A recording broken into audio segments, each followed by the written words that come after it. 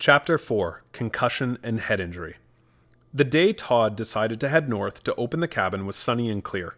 He had just come back from 2 weeks in Mexico and was looking ahead to a summer of kayaking, water skiing, and fishing. He also had some trials motorcycling events lined up and a few hikes in mind. He was an assistant fire chief, and like many in the profession, he liked to keep active. That all changed about an hour into his trip, when a 1-ton truck plowed into him at full speed from behind while Todd was stopped at a red light. The impact tore the back wheels off the axle, and the truck bed folded into an accordion. Somehow, miraculously, Todd stepped unbroken from the wreck. Next thing I knew, I was standing in the middle of the road, he says.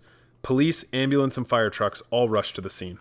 Todd thought he was okay, so he asked to be dropped off at a friend's cottage nearby, and the first responders obliged. But not long after, it felt like everything started closing in on him. His buddy drove him back to the hospital back in town, where they checked him over and sent him home again. But he was back the next morning with excruciating pain in his head, neck, shoulder, and lower back. More worrisome, he couldn't think straight and was losing his ability to speak. Everything tanked, he recalls. That was just the beginning. Todd fought to retain a foothold in his former life as his condition got worse and worse. It was almost like a stroke, he says. There was numbness and tingling down his left side, and his speech was slurred. He stuttered, he shook, his short-term memory was shot. Not only was water skiing and trials motorcycling out of the question, the 48-year-old found he could no longer walk. For the longest time, I would just stand there. I would try to walk, but I could not figure out how to do it. His vision was a mess, too. He was extremely light-sensitive and couldn't focus on anything. Not a book, not a newspaper, not a friend's face. Anything with motion made him dizzy and nauseous. When he could finally bring himself to look at a TV screen, all he could watch was a channel that showed still shots of photography from around the world. It was all I could do for 6 or 8 months. I was in a really bad place, he says. He cried a lot, something he'd never done much before. Things that used to be so simple now seemed impossible. I'm a smart guy. I've run companies. I was assistant chief, Todd says. This rattled me pretty good. I still remember the first day I saw Todd. He walked into the office like he was drunk, but he wasn't. His speech was slurred too. He had trouble answering even simple questions. He was really, really messed up. He said he saw 1.5 of everything, like when you push really hard on one of your eyeballs. He described his visual world as being kicked, as in kicked off to the side. A lot of the assessment exam was hard to do, but I got enough to tell that his eyes weren't tracking and weren't working together, and his perception of depth, space, and midline were just totally off. That day, I was able to find some glasses to help him. They took the edge off of some of this, but I knew that what he really needed was full vision therapy. To be honest, I had no idea how we were going to get that accomplished because Todd was really struggling. He cried in the chair 3 or 4 times that first day. I didn't even know whether I'd be able to get him back into the office. It broke my heart. I went home that night wondering if I should call the guys at the fire hall. I know a lot of firefighters and they're pretty tight, but I didn't want to breach his privacy. Should I talk to his dad? He was the one who brought Todd to the appointment and was having to drive him around. I wasn't sure what to do, so in the end, I just waited. It was a few months before Todd turned up at my office again. Emotionally, he was in a better place by then, but he was still the most severe head injury patient I'd had up to that point. A lot of his buddies thought he would never get back to work again, but I had this weird blind faith that he would. We started off very slowly, and we progressed slowly. He had to do the initial work while lying on his back since it took too much out of him to just keep himself upright. We had to start by working on the most basic of visual functions, like getting his eyes to smoothly follow a moving object, which we call pursuits, or getting them to jump quickly and accurately from one place to another, called saccades. Later, we worked on stuff like peripheral awareness by, for instance, getting him to hit targets on a wall with a pointer while he maintained his gaze centrally. The whole program had to be done in such a way that Todd could make improvements every week. As far as I'm concerned, if a patient is not showing improvement with what we're doing, we need to change how we're doing it. Still, it was rough going. Here, we had a really fit guy who used to play racket sports and, at the beginning, he couldn't even swat a kiddie sponge ball suspended by a string from the ceiling. He couldn't draw his way out of a simple maze. He couldn't walk a short balance beam. It was excruciatingly hard for him, not only physically, but also emotionally. Todd was really hard on himself. He couldn't bear the thought of anyone thinking he was faking something or milking the system. He admitted later that he came in thinking that vision therapy was just a bunch of hocus pocus. He was only coming because he was so desperate that he was willing to try anything. But once he saw he was improving, he was all in. If anything, Todd worked too hard. We were always having to remind him not to overdo it. My team and I helped Todd get about 80% of the way back to normal. It took about 18 months of vision therapy. Todd still talks about how exhausting it was. I remember each day finishing and needing a nap, he says. He got terrible headaches from what we asked him to do. In the end, Todd was off work for over a year, but he did go back.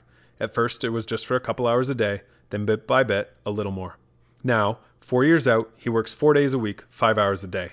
He still has to go home and nap in the afternoon, and he goes to sleep early at night, but he's got his life back. It took 8 months before he could drive, but now he's even back on the motorcycle and doing events. The day he was hit in his truck, his car was at home with a sea kayak strapped to the roof. He refused to take that kayak off. He says he looked at it out the front window to remind himself of what he had to get back to. The kayak sat there, all summer, all winter. A reminder, an irritant. Finally, 14 months after the accident, he drove her out to the lake, put it in, and went for a paddle. I hear it was quite the day. One thing I like to be absolutely clear about is this. I don't treat concussions or head injuries, and I do not diagnose them. What I do is treat the visual complications that arise from concussions and head injury. A concussion is a brain injury that you get after your head has been bumped, jolted, or shaken. The sudden movement of your brain inside your skull causes biochemical changes in its tissue. Sometimes people lose consciousness, but often they don't. Just because you didn't get knocked out doesn't mean you didn't suffer a concussion. And this type of injury can have many names: whiplash, head injury, mild traumatic brain injury, concussion. But regardless of what it's called, what's important to me is whether it causes a loss of visual function. Most people are familiar with the main symptoms of concussion: balance problems, poor memory, poor concentration, lack of coordination, severe headaches. People may be less aware that visual problems are behind a lot of these concussion symptoms. It's generally recommended that after a concussion, a person should rest, both physically and mentally, until the symptoms go away. Of note, the newer literature actually shows proper re-engagement with activity is the most important thing. Most patients with concussion recover within a week or two, on their own, but some don't recover so easily. This is especially true for people who suffer concussions and head injuries through violent events like the one Todd went through. They often require treatment before symptoms go away. As I mentioned above, the symptoms I can help with are the ones caused by visual problems. There can be a lot of these, since around 50% of the human brain is involved in processing vision. In fact, the visual system is one of the most vulnerable to damage and head injury. Not surprisingly then, vision therapy can be extremely important to recovery. Much of the damage caused to the visual system during head trauma can't really be seen using current medical imaging techniques, a real source of frustration for practitioners. This means we have to detect damage by checking how a person functions. Some dysfunctions are more obvious than others, like a sudden and extreme intolerance of light or really bad balance, but more subtle things can also be telling. I examine things like how well the lens changes its shape when it's trying to focus, or whether the eyes move in unison when they are supposed to, or whether a person can properly judge where right in front of your nose actually is. Many of these basic abilities can be jumbled after a head injury. We call these issues post-trauma vision syndrome, which is really just a fancy term meaning your visual issues were caused by your head injury. Here's one way I like to explain what's going on. Imagine your brain has all these recipe cards with instructions written on them for how to do the things you need to do in life. Before you ever drove a car, for instance, you didn't have the instructions to do that. You didn't know how, and you had to learn. Eventually, your brain got it and filed it away. Now, every time it needs to drive, it refers to that instruction set, and each time you do it, the action strengthens the ability. Once you've got it down, the instructions kind of run in the background, and you don't have to concentrate on them as hard as you did at first. The sheer force of a concussion can destroy these instruction cards. It's as though they got cut into hundreds of pieces. Now you've got to put these pieces back together again. In vision therapy, we're giving the brain a chance to essentially find, pull, and piece together, or even rewrite those instruction cards. The tricky part is that all these little cards also point to each other in various ways. If these cards had actual recipes on them, the one for carrot cake would have to tell you where to find the one for cream cheese icing. Head injury also disrupts a lot of these sorts of interconnections. So vision therapy also has to help make sure that any card that's connected to the one you're working to restore is also fixed and pointing to the right places. You can redo your carrot cake recipe, but if the cream cheese icing card got damaged and your icing tastes like sour milk, the completed carrot cake is also not going to taste right. Or if you rewrite both cards directly, but they each point back to the old cut up recipes, that's not going to work either. That's why just purely isolating some of these visual issues without properly integrating all the repairs often doesn't help much. Going through the therapy, you're basically reforming your brain's algorithm on how to use information coming from the world and also how to use it in sync with other algorithms. As with any learning, it also matters that you get good feedback. Vision therapy has proper feedback loops built in to help the brain adjust to how it's doing things as it's recreating these instructions. That is one of the big differences between just trying to do things again and genuine therapy. Our goal is to get back as much function as possible, to get your brain interacting correctly with the world again, to get your life back.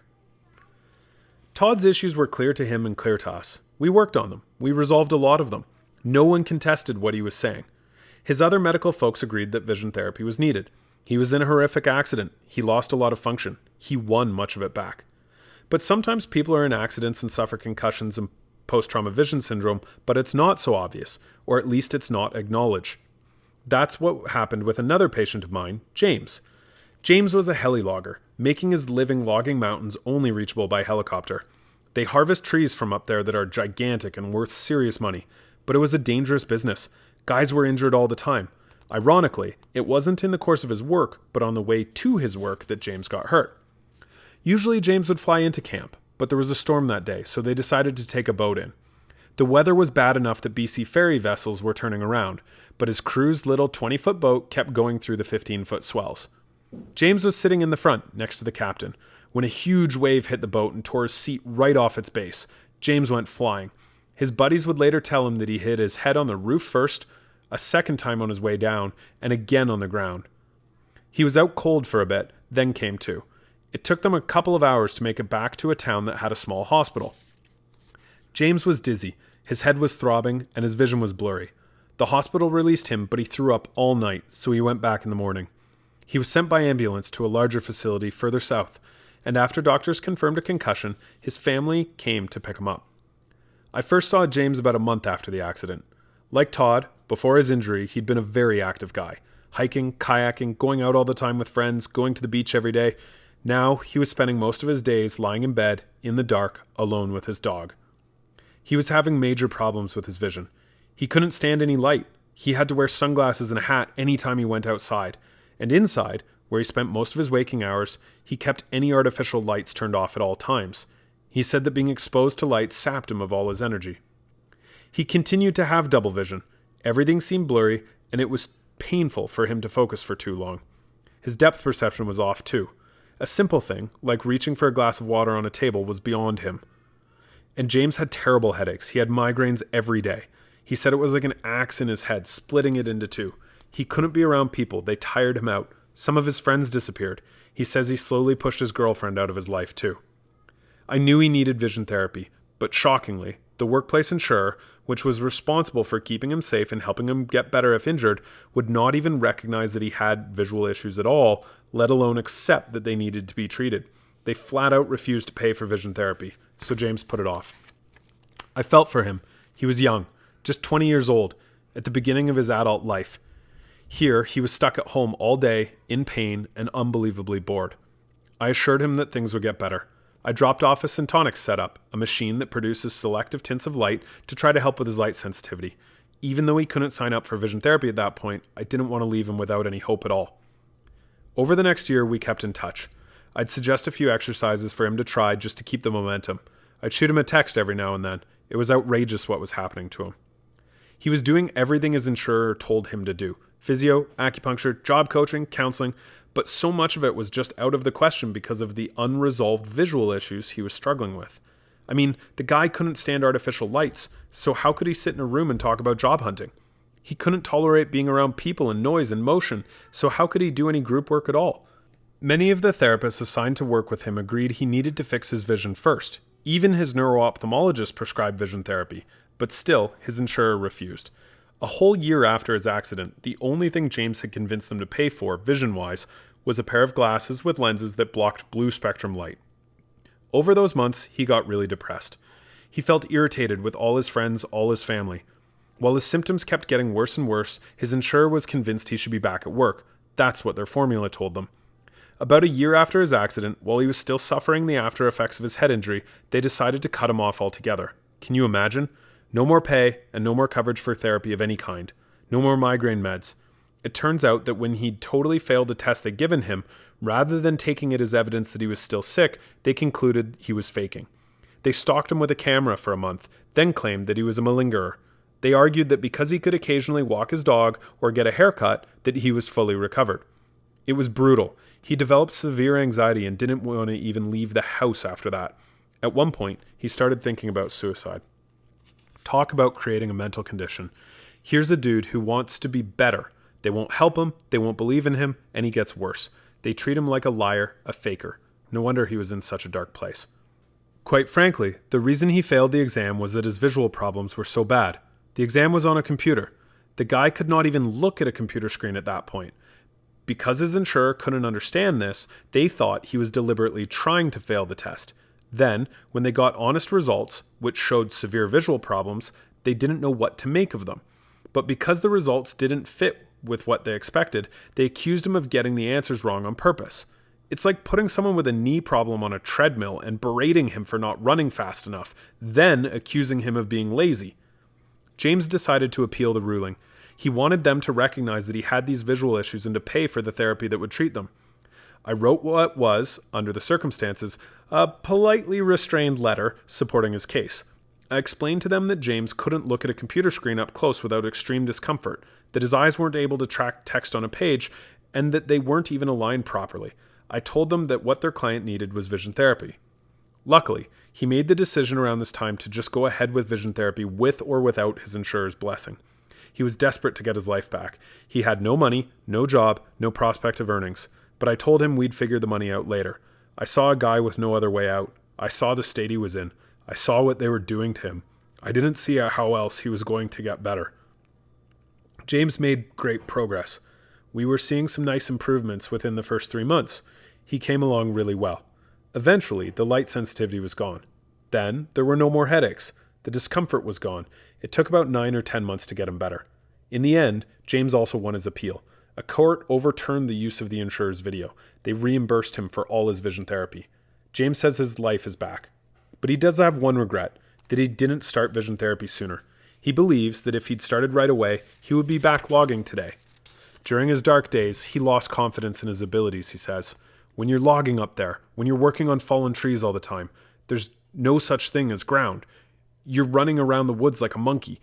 If he'd had vision therapy right away, he believes, the psychological issues wouldn't have become so prominent. James says he still thinks about logging every day. You're in the most beautiful places nobody's seen, he says. I'm stepping foot where only animals have ever been. The views are incredible. You're at the top of a mountain. You're free. There's nothing like it. I would have done it for the rest of my life. Most of our concussion patients are not as severe as Todd or James. With both of them, the injury went well beyond mere vision. But for many of our more typical concussion patients, vision is the most significant aspect of their problem, and once that's been fixed, they can often get right back to their former lives. That's what it was like for Diane, not her real name. She came to us several months after a minor car accident complaining of headaches, light sensitivity, balance problems, and memory loss. She also had difficulty following conversations or multitasking. Her doctors had chalked it all up to stress. Luckily, her physiotherapist suggested she come see me. As with Todd, I started with lenses. With proper use of lenses, you can change perception of depth and space, the efficiency of how the visual system is working, and the interaction between the visual and vestibular systems. For more on ergoptics, see Chapter 7. The lenses made a huge difference right away, and the vision therapy slowly did the rest. Unfortunately, just 2 days after she finished with us, she was in another car accident. Her symptoms came right back. After all that hard work and accomplishment, she found herself back at square one. She had already made arrangements to return to work, something both she and her employer desperately wanted, and so she did. That's a bit like doing rehab for a bad back, but shoveling the snow every morning. Like Todd, she tended to push herself too hard.